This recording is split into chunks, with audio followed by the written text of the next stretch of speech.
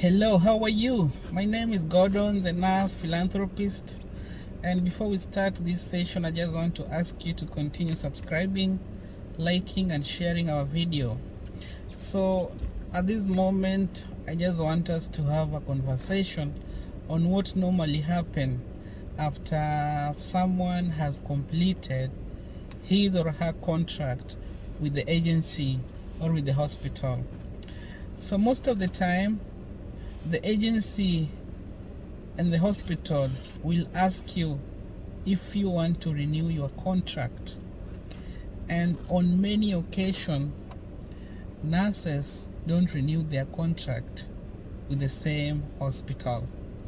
And some nurses also move from one state to another. Now, giving an example with my case, I remember the agency started asking me 6 months prior to completion of my contract if I was willing to renew my contract and stay at that hospital. But I told them to give me time so that I will think about it. Then the hospital also approached me and they gave me an offer, and they asked me if I was willing to take it. And this particular hospital, they gave me a slightly higher pay than what I was getting. My pay was going up from $30 to $35 per hour, and there was also other benefits like paid time off, popularly known as PTO. They were also giving me a comprehensive health coverage, which was very, very affordable. Then this facility was also giving me a 401k, which is like the pension fund, whereby you pay a certain percentage and the hospital matches what you are paying up to 6%. So if you give 3%, they'll give you 3%. If you do 6%, they'll give you 6%. So those are some of the offers I was given. But something that was so huge was that this facility offered me 15,000 sign-on bonus for only 1 year commitment. So if I will have signed a new contract with the hospital, they will have given me 15,000 US dollars as a commitment for me to stay with them for at least 1 year. If I were to stay there for 2 years, they were going to give me 30,000 US dollars. This amount of money was to be paid at the end of my first month of signing that contract. Usually the payment is normally staggered, like after 30 days, after 90 days, after 6 months, after 1 year. But because the hospital really needed nurses and they were desperate, they decided now that from now on we are going to pay this amount of money 30 days after the contract has been signed. But fortunately or unfortunately, I did not take up that contract. I decided to go and do travel nursing. So what I just wanted to say here, that most of the time, especially folks from back at home who are used to permanent and pensional position, some of them will ask you, will you be able to get a job after fulfilling your contractual obligation? What I want to say that here in the US, getting a job is very easy. It is not like back at home. Here, the facilities will look for you. They will send you mails.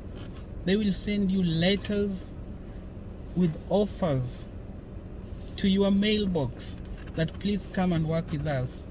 So for me, I did not take up the offer. I decided to go for traveling nursing, and my first hospital was in St. Louis, Missouri. St. Louis is like 5 hours drive from here in North Little Rock, where my home address is. So for you to do a traveling job, first and foremost, they will check how far are you from the facility.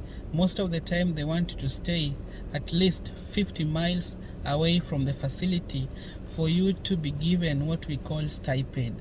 Stipend is a money that is not being taxed. It pays for your housing while working on that job, and it also pays for your food. And you must also duplicate your expenses. You must show that despite the fact that you are staying in another city getting stipend, you still have your house in your home state, home city, or hometown. So you are maintaining two houses. You are duplicating your expenses. So after contract, I went to St. Louis, Missouri. Then from St. Louis, Missouri, I went to Atlanta, Georgia. Atlanta, Georgia is even further. Atlanta, Georgia is like 7 hours, 30 minutes from my home address here in Arkansas. So I stayed in Atlanta at an hospital called Emory University Hospital. I stayed there for 26 weeks. After 26 weeks, I decided that now I need to go for a local traveling position. Like a local traveling position is whereby you're just working locally in that home state. So I took a position at an hospital called Jefferson Regional Hospital in Pine Bluff. Pine Bluff is 1 hour drive from where I'm staying, from my home address. So that was like 51.2 miles. But still they were paying me stipend, only that the pay was a little bit low. Then I just finished my contract at the local facility, which was like 1 hour drive from here. Now I'm starting another contract next week, which is only 20 minutes from where I'm staying, but these people will be paying me only $3 less from what I was getting when I used to work at Pine Bluff. So that is how the contractual thing happened after you finished your contract, especially if you decide to do nurse traveling job. But if you decide to sign up with the facility and become now a staff job, a staff nurse, that is also well and good. For me, I say that this is an opportunity. Let me look for this quick money. This money won't be here forever. Let me try traveling. After I'm done with the traveling, I'll go back to staff job. And because now I want to become a certified registered nurse, anesthetist in near future, I will definitely go for a staff job. I'll go start in ICU. Probably they will treat me as a novice nurse, but because I need that experience, we'll just have to humble myself, take that pay cut, stay in ICU for 2 years. Then by the grace of God, I'll go to CRNA school or nurse anesthesia school.